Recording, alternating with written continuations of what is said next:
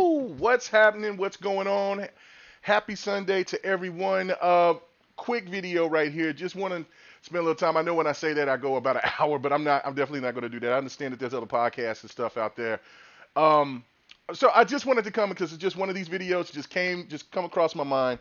I wanted to do it really early this morning, while I was just sitting back. Man, didn't play any games. Just was working on some projects I could do some more stuff for streaming. I want to start doing a retro night for for my stream. So I was looking at other things like that. Me and Sir X Man has talked about. Bring getting. I have to get me a 360 again, so I could go ahead and we can play games like Marvel vs. Capcom 2, all these other different types of things. So I want to kind of do a retro night, just brainstorming. But then I was sitting back watching a whole bunch of anime. I just watched all of Toonami until Toonami was over, and I haven't did that in years.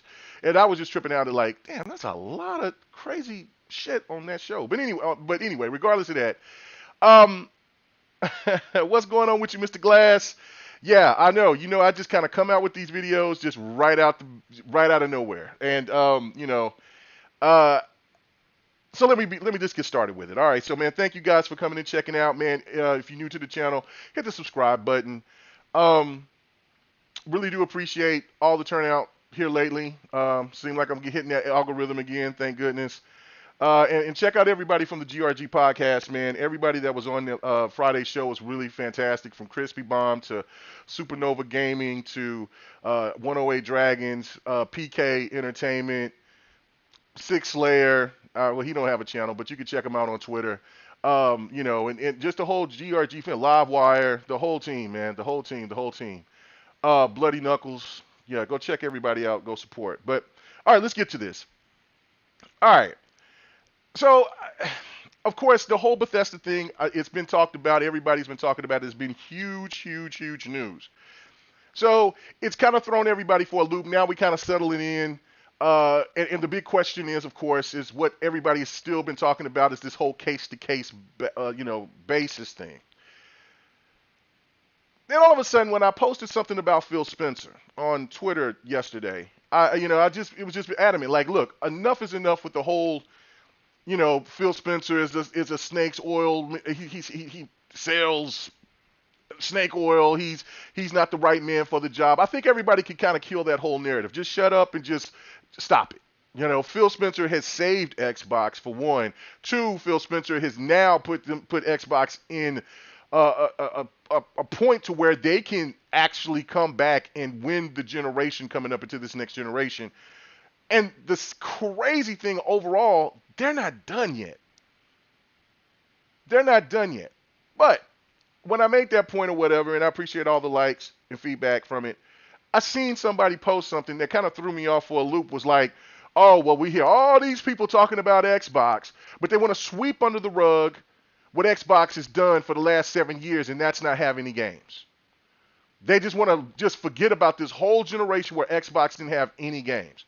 So I looked at that, of course, and I said, that's an ignorant comment. I mean, come on now, really? Then I looked somewhere else and I seen it again. Oh, is Iron Lords is on right now? All right, sorry guys. I thought Iron Lords came on at 12 my time. My bad. All right, so I'm gonna be quick. Like I said, it's only be about for 10 minutes. I just want to be 10 minutes or so. Shout out to the Iron Lords podcast. My bad. Um, but the one thing to me that's really tripping me out is that this narrative is starting to come out like, oh, Xbox didn't do anything for the whole generation, so why does everybody want to talk up Xbox now? Why everybody wants to be so excited about Xbox at this point? It's not the case.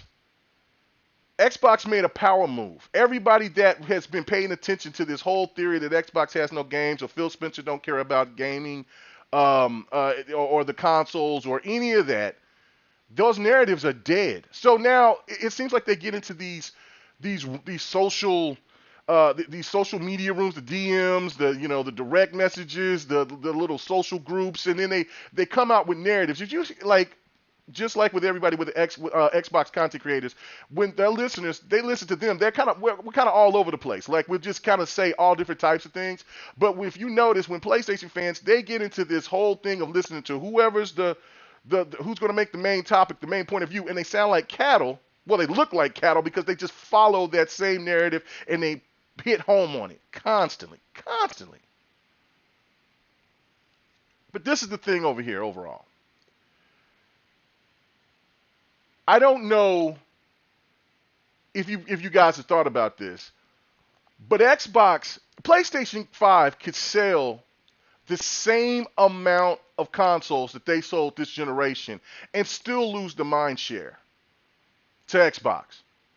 Or even Nintendo for that matter, if Nintendo tried to really do something. But Nintendo is not even really trying to do all that. They made that clear at the beginning of when they came out with the Switch. They're like, we're doing our own thing. We're not even involved into this console war garbage. We know that we'll do what we do. We just kind of stay in the background. We'll just maintain all the way through.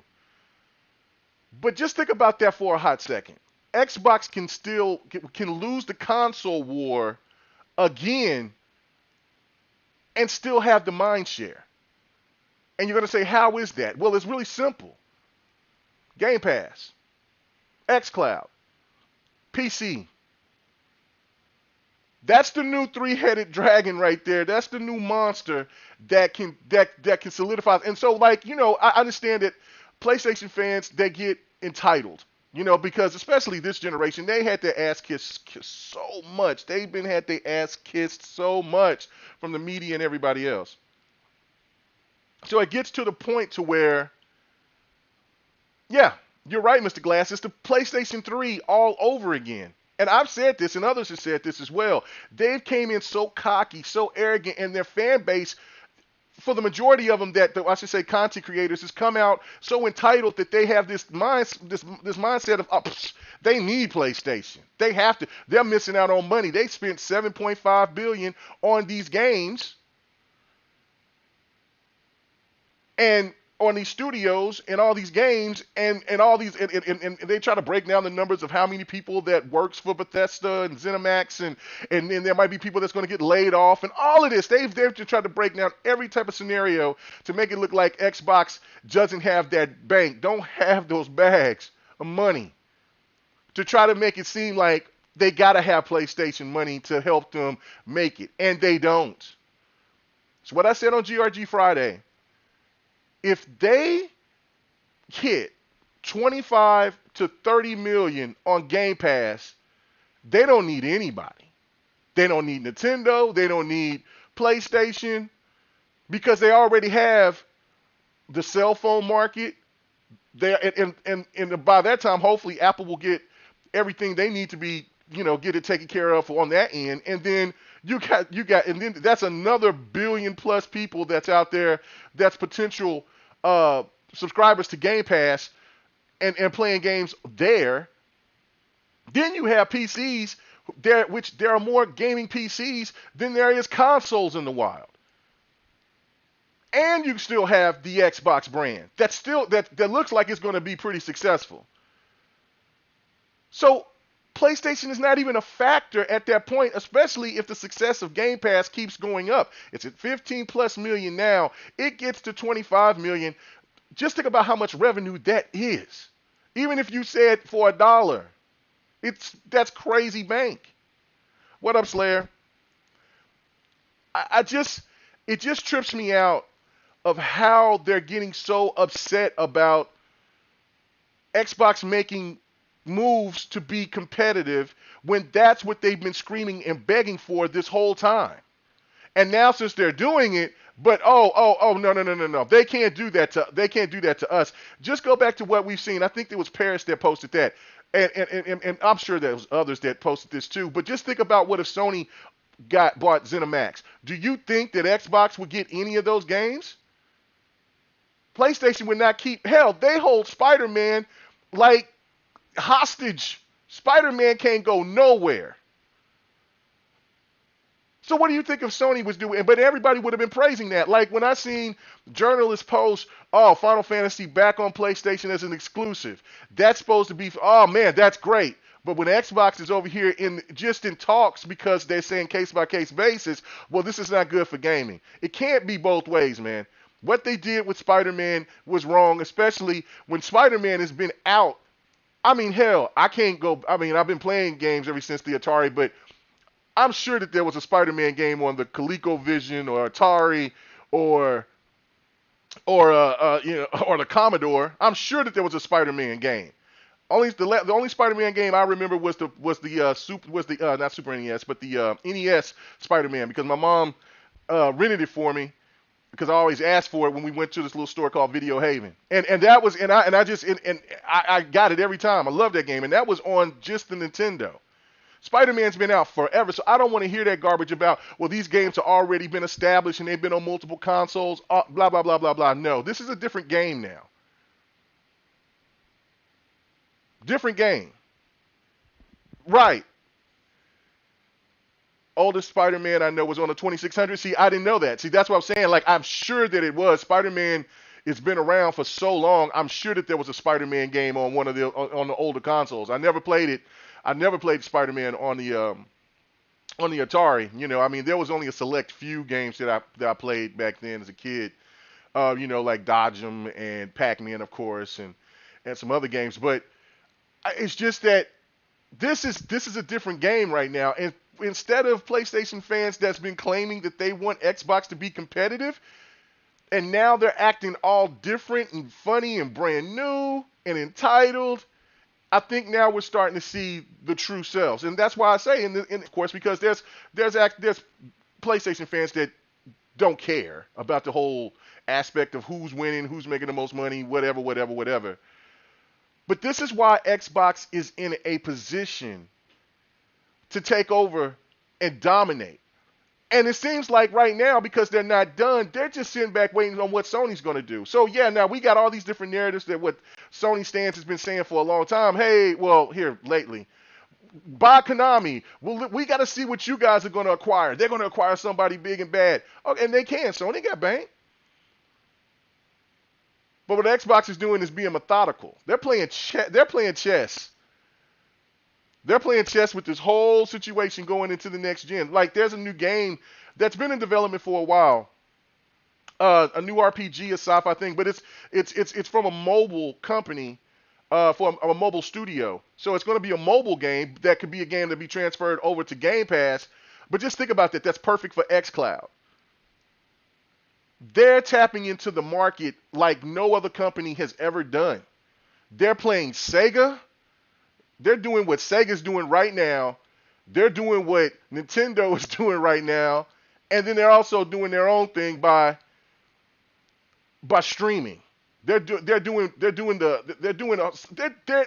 into every bit of the gaming market that you possibly could think of, except for VR. And I still think VR will come if it picks up the pace, which I don't know. It just seems like it's been stagnant. I haven't heard anything about VR. Hell, PlayStation ain't even talked about their VR. So I just think that overall, we're going to be heading into, like I said before, uncharted territory, but probably the most competitive generation in gaming that we've ever seen in our history. I think because of what Amazon is coming here to do with Google. People keep sleeping on Stadia. Stadia can do something. All it takes is just one studio to get bought. Just one studio, one big time studio, or one unknown studio to make that big time game to uplift Stadia. It just takes one. Doesn't take million. I mean, just like with Bungie. Halo, I don't think Xbox would not be around if it wasn't for Halo. It just took one game, one studio. That's all it takes. And Amazon and them are going to be looking.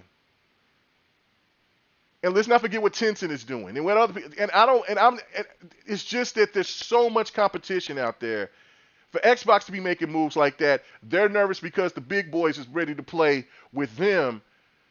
And if Sony doesn't make the moves that they're supposed to, only thing they can lay their hat on is having another 110 million consoles sold, which is a fantastic feat, but it ain't gonna win the day. It's not gonna win the mind share. It's not gonna take over the market like it's supposed to. They have to make moves. They came in feeling entitled, feeling just like they did with the PlayStation 3, and now they're in a position to where they have to start spending a little bit extra money, or they better start making some other moves to compete or they're going to have to be in Nintendo space.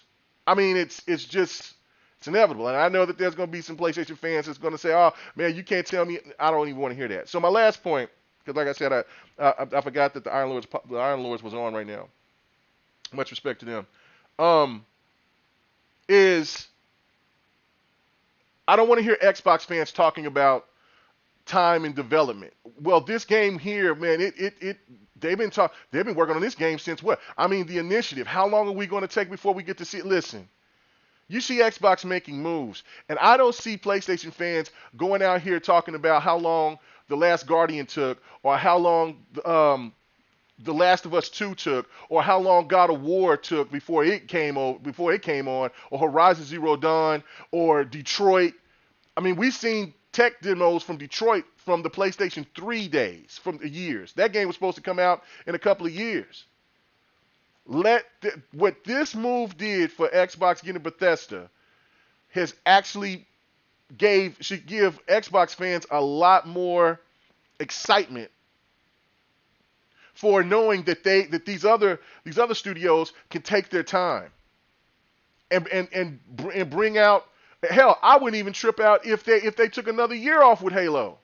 We got so many games that's going to be dropping in the next couple of years that hell, like I mean, it's supposed to be coming out in 2021, but if they needed a little bit more time to come out in 2022, saying, you know what? I mean, we might come out, September 2022. I'm not even going to be mad about it because there's going to be so many games, and then and then at that point when Halo kicks in, then if they decide to delay it until 2022, I'm saying, just think about what all that's going to be available in 2022.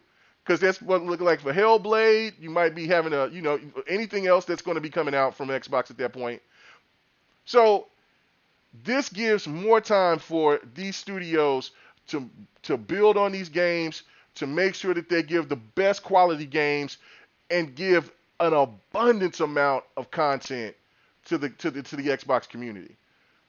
And if you think that Xbox is going to play nice this time after they've watched Sony just pretty much shit on their parade the whole damn generation, from the very first, before the Xbox One even dropped, they were dropping disrespect. If you think that Xbox is going to play kumbaya on this with doing some of them big hitters, if they're not under contract and already supposed to be like Skyrim, something like that, you're mistaken.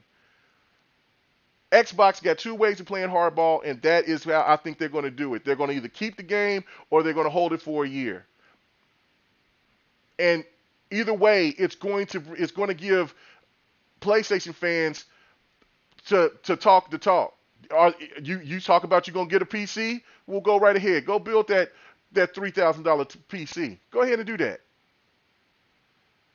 Microsoft says thank you when you go ahead and make that $70 purchase. Or that, well, I should say $60 purchase. They say thank you. Or if you want to go ahead and you want to subscribe because you went ahead and got you a PC that's capable of handling these new games with all the bells and whistles and ray tracing and all of that. Or you can go ahead and get an S, or you can go ahead and get the X and play their games while you're still over here talking about what Spider-Man is going to be and how exclusive he's going to be and all this other stuff. Xbox saying hold my beer. I just wanted to point that out. Of course, I did want to go a little bit longer, but like I said, I don't want to be too long. So, hey, let me know in the chat what you think. I think that there's a lot of people out here shook, and Xbox isn't done yet. So it's one of those things to me where you're going to have to. It's going to be fun. It's going to be a fun generation, man. Xbox is hungry. And, we've seen what happened when PlayStation was living like a fat rat, just sitting back, fed, full, everybody giving them love. We'll see if they'll kick back or if they'll just play the same role like they did with the PlayStation 3. We'll see. All right, guys. Thank you. Go check out the Iron Lords podcast. Let me get the hell out of here. I'll be back doing the stream tonight, Fight Night Sunday, so come and check us out. I believe that we'll be playing Soul Calibur. Is going to be one of the games. I don't know what other games that we'll play after that, but Soul Calibur looks like it's going to be on the list, and hopefully the lobbies will work so we can play for a good while. But come and check us out tonight. If you don't want to check me out here on YouTube, come and check me out on Twitch. KMega405. Appreciate it. Everybody have a good one. Peace.